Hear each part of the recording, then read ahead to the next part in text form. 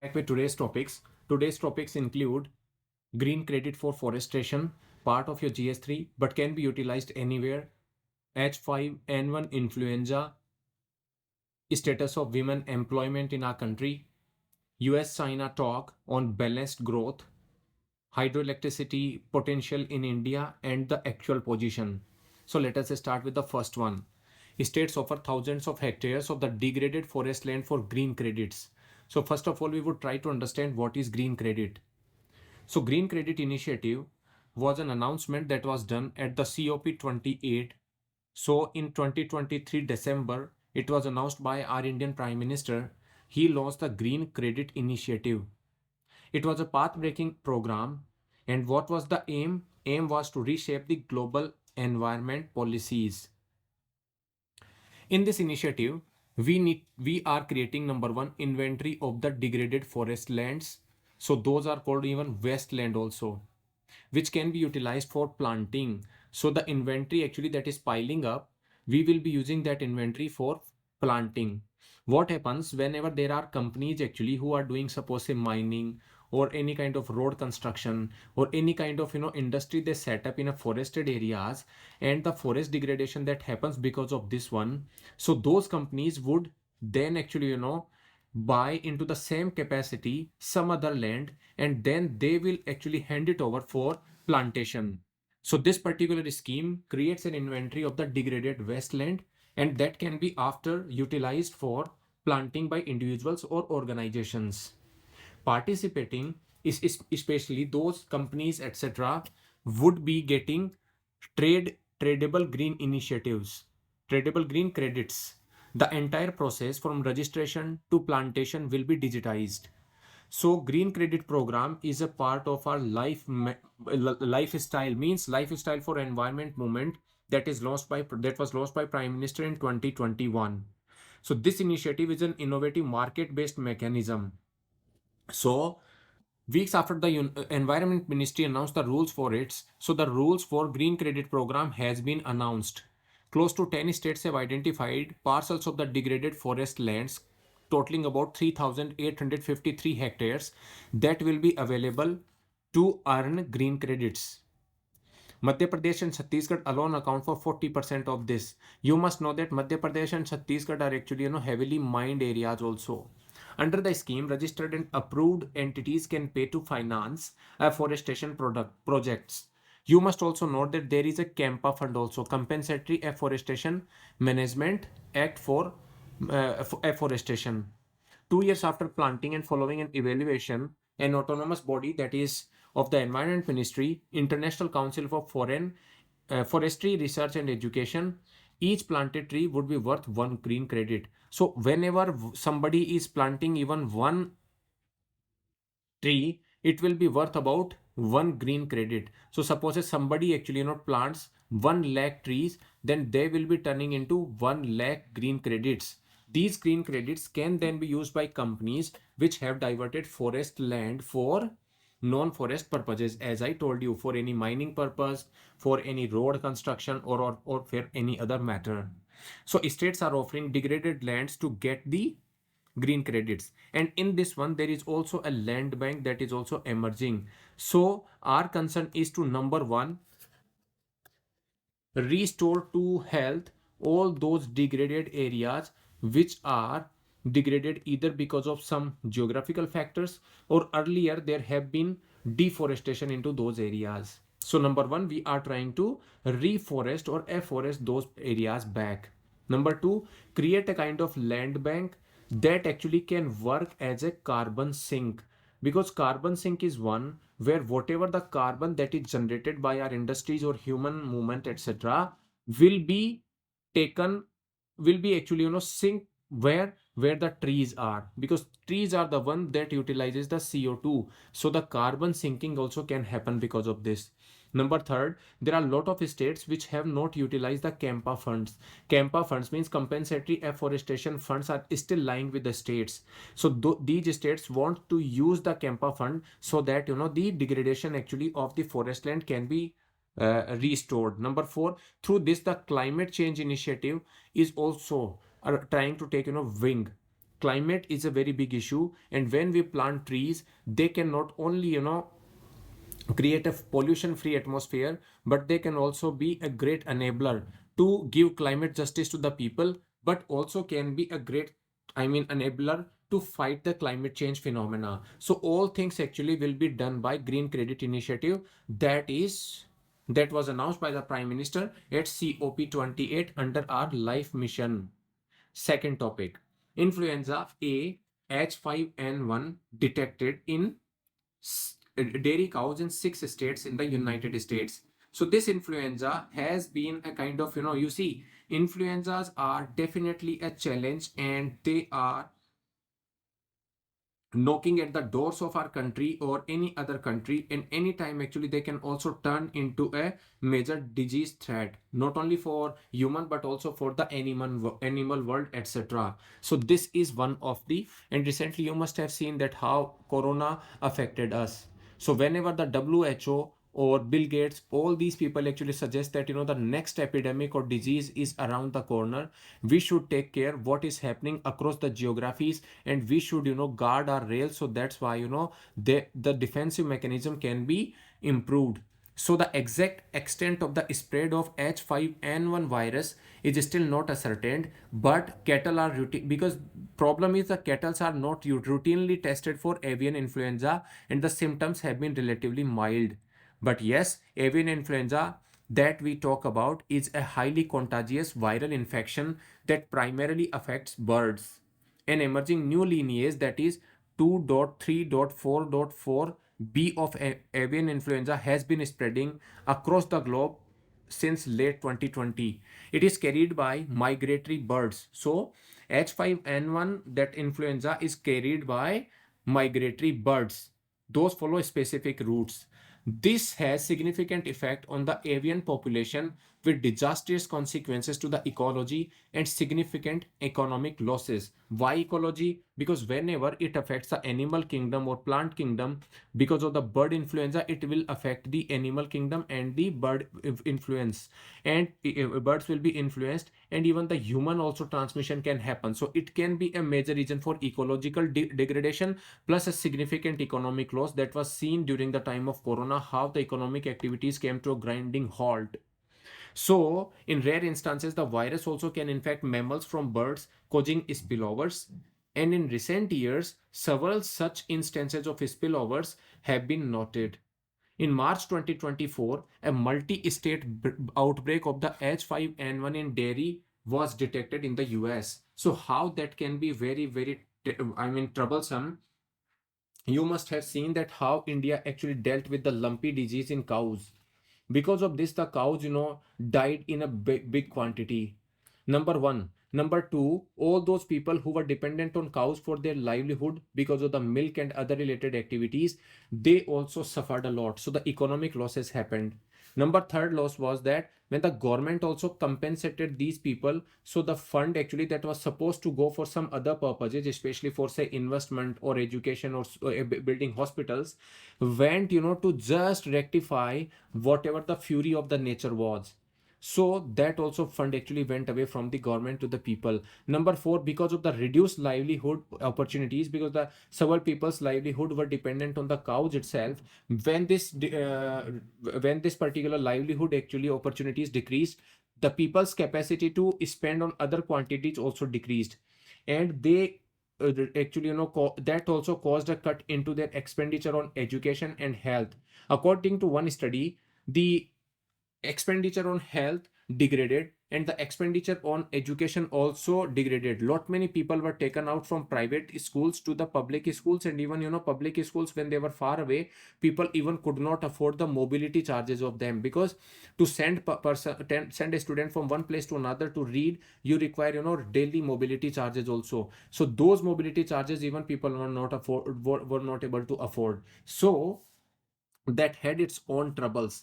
And you must also see that whenever there is a transmission to human, it creates actually challenges for the, and it creates a burden for the health ecosystem in that particular country also. So that particular health system, when it is challenged, can be a greater problem for other care work, especially for neonatal and pediatric care also. So how, these viruses not only affect the animal kingdom or the plant kingdom, but they somehow indirectly affect the ecology and economy of a particular area, and the effects are non-reversible. Means once they have affected a particular geography or a territory, then they will always be in a position actually where there will be a disadvantage to those people, because that problems or that challenges cannot be reversed. So we need to, number one, what can be done? So these diseases are now becoming a global into its own making. So these are global because of, number one, the increase in the movement. There are migratory population of the birds, etc. And a person sitting at one of the corner of the world can transfer the viruses to the another part of the globe because of the air travel and all these things. So number one, global effort should be. Number two, there should be some treaty, as the other countries are also trying to finalize that. WHO is also trying to finalize a treaty based on which actually the responses to the global industry can be also meted out. So in this health treaty, the countries are trying to, number one, improve the surveillance system of the diseases. Number two, whenever there is any disease, then whatever the vaccines those are made, the IPR rights of those medicines are actually shared with other countries who are not able to make the medicines or make the vaccines. So the corona kind of crisis actually could be averted within a few months or within a few time period, rather than it being a very very large phenomena. So these kind of things can always help us to come over the issues of a larger viral influenza topic, and that topic is about women employment. So what is women employment? First of all, we should understand that women contribution to the labor force participation ratio is one actually that is defined by the ability of the women to participate in the supply chain of labor. So there is a demand and supply situation of labor force in our country. So the demand for women folks is definitely improving because of, number one, the companies, those are in the private sector, want to diversify their own areas. How they provide employment to the women, etc., is also being taken care of. Even the glass ceiling phenomena, glass ceiling, when there is women actually cannot, move away from a particular post to a higher post, and those barriers exist, are termed as a glass ceiling barriers. Why those barriers are? Number one, because of certain education level of the women folks, because most of the women are not, educated up to a particular potential. It does not mean that no women, only most women. Number two, because of their home care capacities, home care, responsibilities and phenomena like, childbearing, etc., also allows or don't allow them to actually continue their career after certain period of time. And once they come back and join the career, it becomes very challenging for these women to continue with their jobs. So that's why the glass ceiling exists. So the women employment in a country can be actually, taken care of by, number one, labor force participation ratio, glass ceiling, etc. Now we would be saying that why the supply side is weak. Supply side of women folks is weak because of, number one, patriarchal mindset of the people that do not allow them to work outside. It is also because of the certain skill sets those may be desired by the private sector, and that skill set may be still missing because of the women folks not getting to the education, that the education can become rewarding for them for industrial purposes. Number third problem is also the family's own improvement in the prosperity levels. So when the family's prosperity levels are increasing, then these families actually do not allow these women to work. So that is also one of the reason. Number fourth reason is also supply is only limited to the sectors like agriculture, caregiving, etc. So the supply in the informal sector may be higher, but supply in the formal sector is lower. That's why whenever we talk about the women employment situation, so the demand and the supply side both are getting mismatched, and that's why women employment is at a lower level. In the emergency situations like, COVID period, etc., these actually were seen at a higher level. Why? Because number one, they were involved into the agriculture field or in the manrega. So when narega, etc., provided them the job, because of that time the economic distress among people was higher. So that's why the women employment at that time might have increased, but then it has started coming down as the male population of the society going back to their economic opportunity areas. So then also women employment got affected. So these are the reasons why women employment in our country is lower. What are the benefits if the women are employed in a particular manner? Number one, their resources or property will improve. So the ownership of the property, be it movable or immovable, will definitely move up.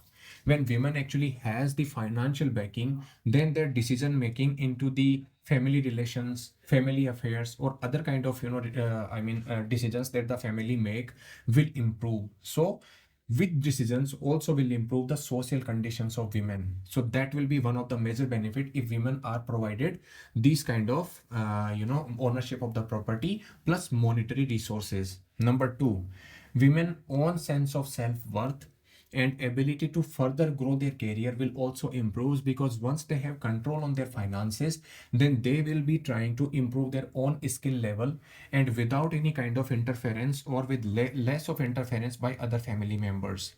Number third, study by studies have shown that when women have control on the finances, then they put the money, their priorities actually remain education and health for the family. So health status, nutritional status of the family also improves because of that particular thing. So even the educational status of the women also improves. Education status of the families, children also improve. So the priority of the women to, spend the money on other sectors, especially education and health, is seriously big as compared to the male counterparts priority when they have money and where they spend. So that is also one of the third thing.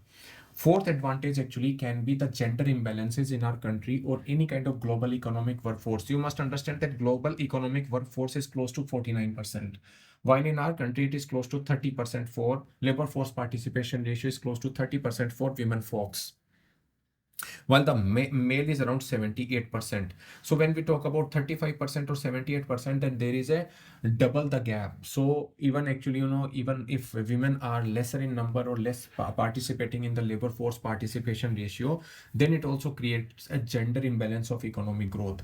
So when there is a gender imbalance in the economic growth, how much the economies can sustain the demand and supply, you can understand.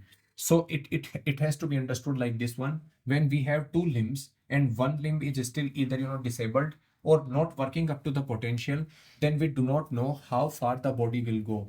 Just like in an economy, when the male population is working up to its potential, but women folks are not actually not allowed to work to up to their potential, then one limb of the economy will remain in a dilapidated condition, and that will also affect the capacity of the economies to become sustainable. So for the sustainable growth, we also require women employment to improve. Fifth problem is also, as you understand that sustainable development goals, most of the sustainable development goals, be it the removal of poverty or achievement of the disease-free society or environment levels of the women or water for all these will be met when the women, and all these are associated actually with women phenomena. Violence against women, social standing of women will all improve. Violence against women actually will decrease only when women have control on the financial resources of a family. That's why outlook on the women employment is necessary, and we need to take care of women employment increase. Fourth one, and that is US China agree to hold talks on balanced economic growth. First of all, I tell you why US and China are in a constant troublesome relationship. You see, when there was a Cold War that was being actually fought between USA and USSR of that time. At that time, the military capabilities of Russia was so big. Number two, even the economic actually was not that higher, but economically, when there was such a large grouping, they were able to manage their own affairs. So Russia was in a protected fight with US that time. But as USSR broke in 1990s, and as the relationship between USSR and USA became a kind of unipolar, just in favor of the USA, so the USA actually became the global champion or global arbitrator of the world. But with the rise of China, backed by the high economic growths, you must have understood that the export potential of China was so higher that China was able to achieve close to 8 to 9% of GDP growth for even close to 2 decades. And that made China the second largest of the economy and even first in the purchasing power parity terms. So what it has done for China is it has allowed sufficient funds for China to be deployed at the foreign capitals. How it did? It did it through BRI, that is earlier it was to be one belt one road, and now it is belt and road initiative. Through that, China actually distributed the debts to other countries, especially in South Asia, Southeast Asia, Europe, and Africa and Middle East. So when these countries started receiving funds from China, the economic influence or the sphere of influence of United States also started decreasing. The latest example is the deal that was done by mediation of China between Iran and Saudi Arabia. So that also caused a heartburn among the American people. America, as being said, is getting weaker, not only economically, but also militarily, or not militarily, but also, because of its isolationist tendencies. When we see the military level of relationship of United States, military level of defense expenditure of US are still actually even some of the largest, the last or the next 7 competitors of US. So militarily does not have any kind of threat for the US, but isolationist tendencies of US and removing itself from the other countries affairs of the US has been a little lesser talk. So China has started gaining foothold among the geographies. Now, because of this particular trouble and the economic and export potential of China, even China has started flooding the US markets. Because of the chief manufacturing capabilities of China, the manufacturing also shifted to Chinese shores from USA or other friendly countries. So that also caused the manufacturing supply chains to become dependent on China, while supply chains moving away from the US. And that's why USA in its latest talk with China is now talking about balanced economic growth and overcapacity to be reduced and balanced economic growth to be improved. They say that because of China has enormous capacity and flooding the market with cheap competitive products, our manufacturing capabilities are getting affected. So we need to talk to each other. We need to sit on the table and find solutions. USA is definitely coming back from its isolationist tendencies and want to reduce the Chinese sphere of influence, especially in all those geographies of Africa, Western Asia, where it can actually increase its own foothold. So that is one of the reason why China and US has agreed to hold talks on balanced economic growth. How the balanced economic growth will also turn into a major advantage for the US. Number one, it will improve the supply chain manufacturing capacity to either shift to the USA or to its friends or allies. And that's why the friend shoring or near shoring also will come into play. You must understand what is the friend shoring. Friend shoring is a concept where the supply chains of a particular geography are dependent on your friends or friendly geographies rather than being actually situated in the enemy territories. So a USA may be cool when the supply chains is coming from say India as compared to USA supply chain coming from China. So that is the example of the friend shoring. Let us see how much it will affect China US relationship going forward. Next topic about hydroelectricity potential in our country. So number one, we should understand why hydroelectricity is important for our country.